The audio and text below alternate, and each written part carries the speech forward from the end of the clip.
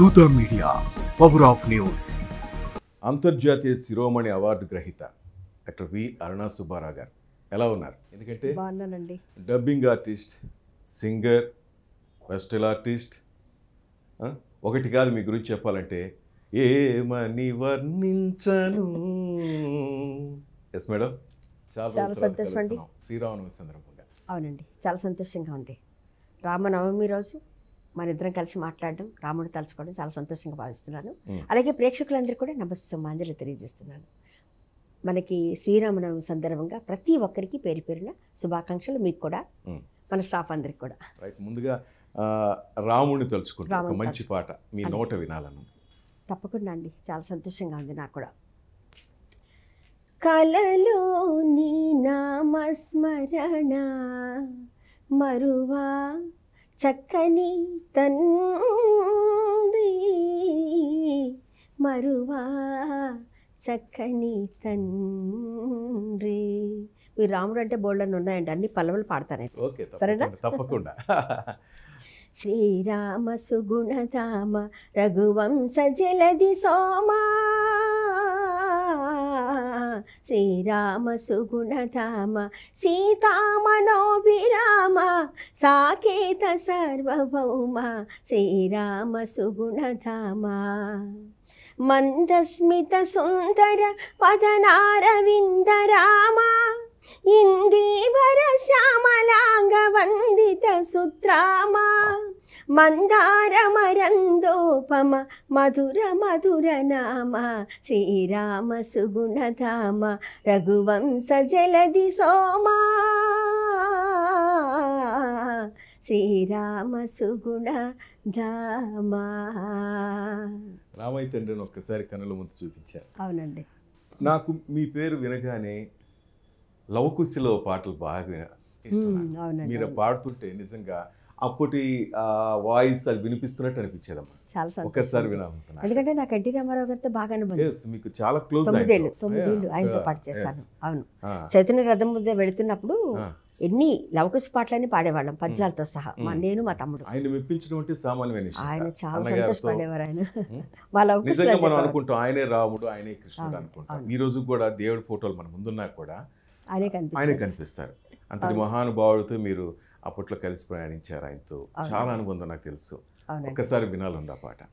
వినుడి వినుడి రామాయణ గాథ వినుడి మనసారా, ఆలకించిన ఆలపించిన ఆనందమొలికించే గాథ, వినుడి వినుడి రామాయణ గాథ వినుడి మనసారా, శ్రీరాముని చరితమును తెలిపెదమమ్మ, ఘనశీలవతి సీత కథ వినుడోయమ్మ, చెలువు మీర పంచవటి సీమలో తన కొలువు సేయ సౌమిత్రి ప్రేమతో, తమ కొలువు తీరి రాఘవుడు భామతో, శ్రీరాముని చరితమును తెలిపెదమమ్మ, ఘనశీలవతి సీత కథ వినుడోయమ్మ,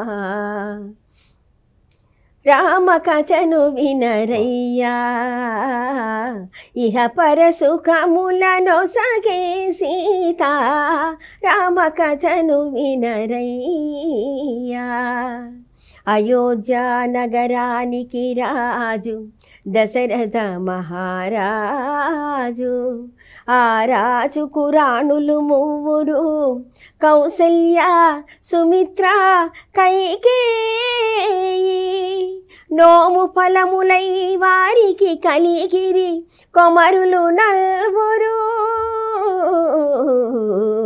రామ లక్ష్మణ భరత శత్రుఘ్నులు,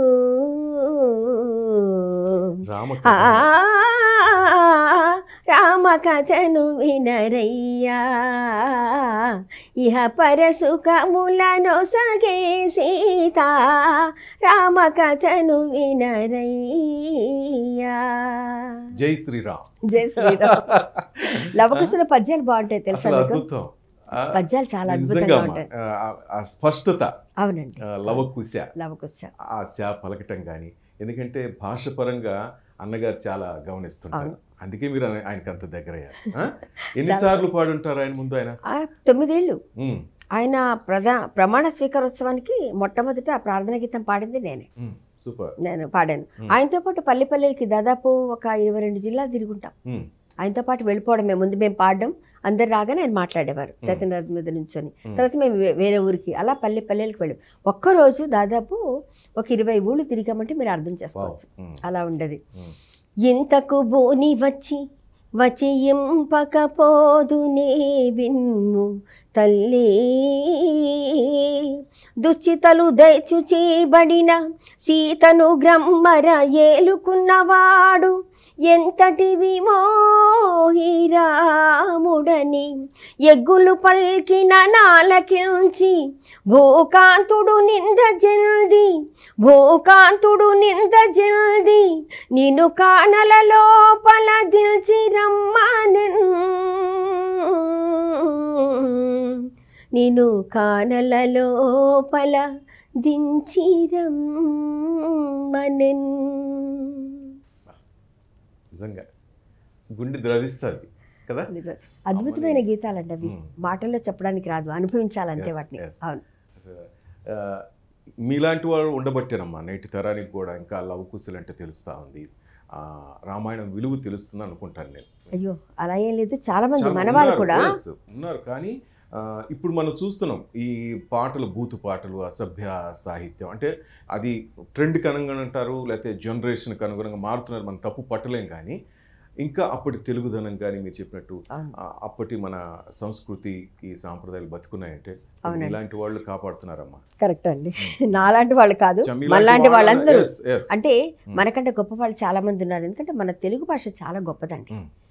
స్వచ్ఛమైన భాష అంటే మన తెలుగు భాష. తేనె కన్నా తీయనిది తెలుగు భాష, దేశ భాషలందు లెస్స తెలుగు భాష. తేనె కన్నా తీయనిది తెలుగు భాష. మన భాష గొప్పతనం అటువంటిదండి. మన భాషలో భావాన్ని అద్భుతంగా పలికించవచ్చు. మన మాట తీయగా ఉంటుంది కదా.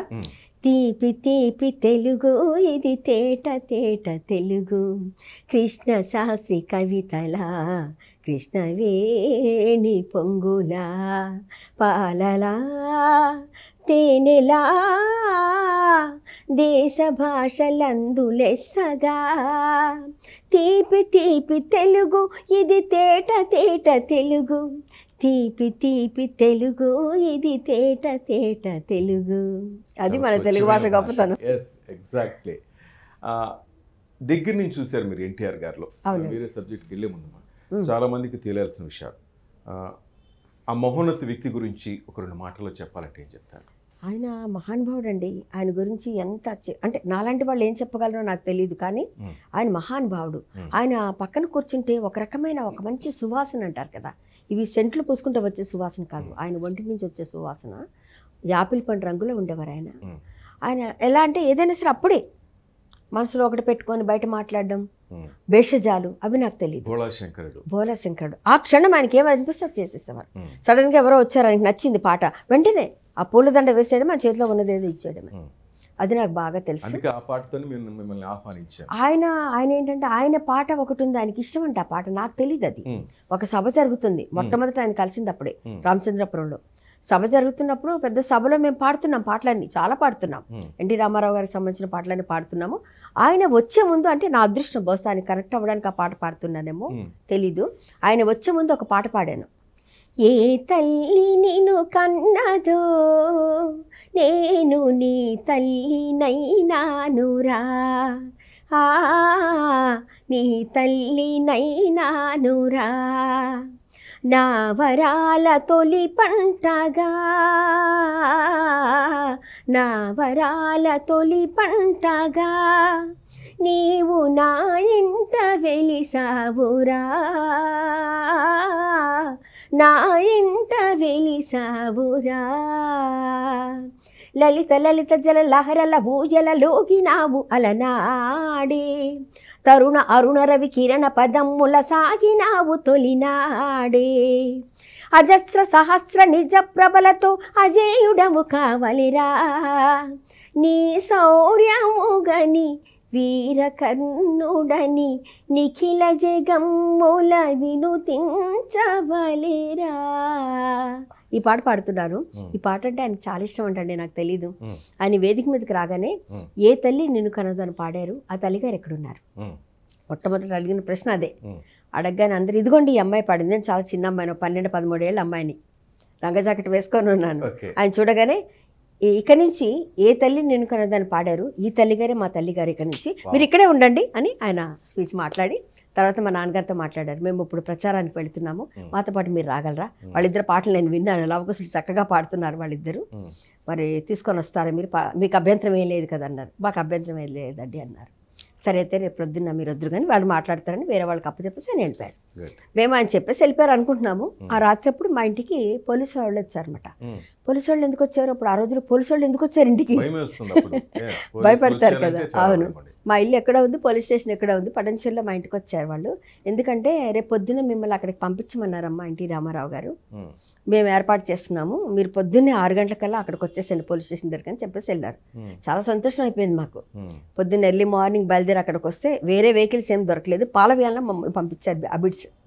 అప్పుడు మొట్టమొదటిసారిగా ఎన్టీ రామారావు గారి ఇంట్లోకి అడుగు పెట్టాను. అక్కడ చెప్పించారు అక్కడ సెక్యూరిటీ వాళ్ళతో, చిన్న పిల్లలు 2 వస్తారు వాళ్ళ నాన్నగారితో పాటు అని. మమ్మల్ని వెంటనే పటంచెరు నుంచి వచ్చారా, పాటలు పాడతారా అని అడిగారు సెక్యూరిటీ వాళ్ళు. అవునండి పంపించారు. మొట్టమొదట ఆయన నా రూమ్లో చూస్తారు మహానుభావుడు, కింద కూర్చున్నారు పర్ప్ మీద, అందరితో మాట్లాడుతున్నారు. మేము వెళ్ళగానే ముందు తిన్నారా అని అడిగారు.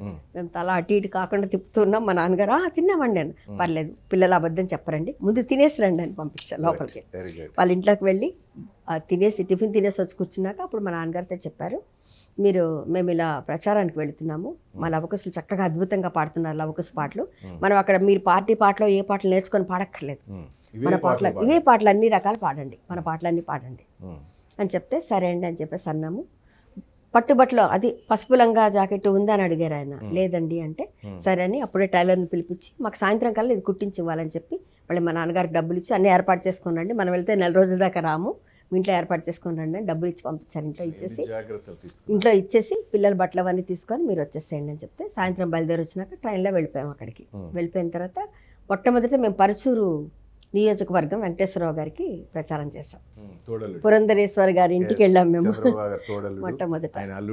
అవును, వాళ్ళ ఇంటికే వెళ్ళాము. రామారావు గారికి ఒక గది ఇచ్చారు, మాకు ఒక గది ఇచ్చారు. పొద్దున్నే లేవగానే ఆయన చైతన్య రథంతో పాటు ముందు వెళ్ళాము. అక్కడ ఇంకొల్లు ఏమేమి ఉన్నాయి, పరుచూరు, ఇంకొల్లు, కారం చేడు, కొన్ని పేర్లు, నక్క బొక్కల పాడు, కొన్ని పేర్లు అయితే విని కొంచెం నవ్వుకున్నాము, డిఫరెంట్గా ఉన్నాయి. ప్రకాశం జిల్లా. అలా వెళ్ళిన తర్వాత 1-2 మీటింగ్స్ అయ్యేటప్పుడు చైతన్య రథం మీద మేము ఎక్కడం మళ్ళీ పాడడం అదంతా కొంచెం కష్టం అవుతుంది. మళ్ళీ వేరే ఊరికి వెళ్ళేసరికి పబ్లిక్ రావడానికి టైం పడుతుంది. అందుకని ఏం చేస్తారంటే ఒక 2-3 మీటింగ్స్ అవ్వగానే ఇంకొక వ్యాన్ తెప్పించండి ఒకటి ఇమీడియట్గా. ఆయనకి ఇబ్బంది కలగకూడదు, మాకు ఇబ్బంది కలగకూడదు. అంటే ప్రజలు రావాలి కదా చూడడానికి, సమయం పట్టేస్తుంది మేము ఇంకొక దగ్గర నుంచి ఇంకో దగ్గరికి వెళ్ళడానికి. అప్పుడు వెంటనే చెప్తే ఇంకో వ్యాన్ తెప్పించేస్తారు. వెంటనే పిల్లల్ని దాంట్లో తీసుకెళ్ళండి, అక్కడికి వెళ్ళగానే పైన కూర్చోబెట్టండి, వాళ్ళిద్దరిని మాకు ఇచ్చేసేయండి అని చెప్పేసి చెప్పారన్నమాట. అప్పుడు ఈ ఊర్లో ఇక్కడికి వెళ్ళి మేము పాడగానే సినిమాలో వస్తారు చూడండి, అలా పరిగెత్తుకుంటూ వచ్చేసేవారండి జనం. ఆ వ్యాన్ రాగానే ఆ వ్యాన్ వెనక అంబులెన్స్ ఒకటి, మన పోలీసులు ఈ సైడ్లకి పోలీసులు, మేము హాయ్ అంకుల్ అని పలకరిస్తుండేవాళ్ళం మధ్యలో వాళ్ళని. అంటే ఈ సైడ్ నుంచి బుల్లెట్ మీద చిన్నపిల్లలే మేము.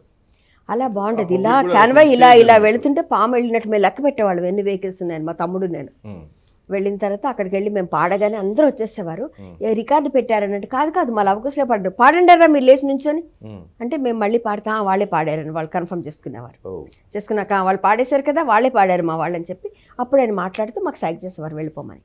మేము వెంటనే ఒక జీప్తో పాటు మాకు ఎస్కార్ట్తో పాటు ఆ వెహికల్ వెళ్ళిపోయేది. పక్క ఊర్లే, దగ్గర ఉండేవి, 2-3 కిలోమీటర్లు 5 కిలోమీటర్లు అంత దూరంలో సభలు అన్నమాట. అక్కడికి వెళ్ళి మేము పాడుతుంటాం, ఈయన రాగానే మళ్ళీ ఇంకో దగ్గరికి వెళ్తాం. అలా చాలా అంటే ఒకరోజు కాదు 2 రోజులు చాలా మెమరీ అండి నాకైతే, అది బాగా గుర్తుంది. హరికృష్ణ గారు ఉన్నారు, హరికృష్ణ గారు, బాలకృష్ణ గారు, మురళీమోహన్ గారు, వీళ్ళందరూ కూడా చక్కగా ఏరా పాడుతున్నారా పిల్లలు అంటూ వచ్చేవాళ్ళు, భుజాలు చేసి మాట్లాడుతుంటే. అప్పుడు వాళ్ళ సినిమాలో చూసామేమో, నాకు అప్పుడు ఎన్టీ రామారావు గారి గురించి పెద్దగా తెలియదండి, చిన్నపిల్లని కదా, డాన్స్ ఇలా చేశారు ఇలా పాడారు అని పాటలన్నీ గుర్తుకొచ్చేవి. అంటే ఆయన మహానుభావుడు, ఆయన ప్రత్యక్షంగా ఆయన పక్కనే కూర్చున్నాము, ఆయనతో పాటు వెళ్తున్నాము. నిజంగా ఆ జర్నీ మెమరబుల్ అండి. ఇప్పుడు అందరు చెప్తుంటే నాకు అదే అనిపిస్తుంది అనమాట. ప్లీజ్ సబ్స్క్రైబల్ దోతా మీడియాని అందరూ కూడా సబ్స్క్రైబ్ చేయండి, అందరూ చూడండి. దాంట్లో కామెంట్స్ చేయండి. For more updates, please subscribe Dutta Media.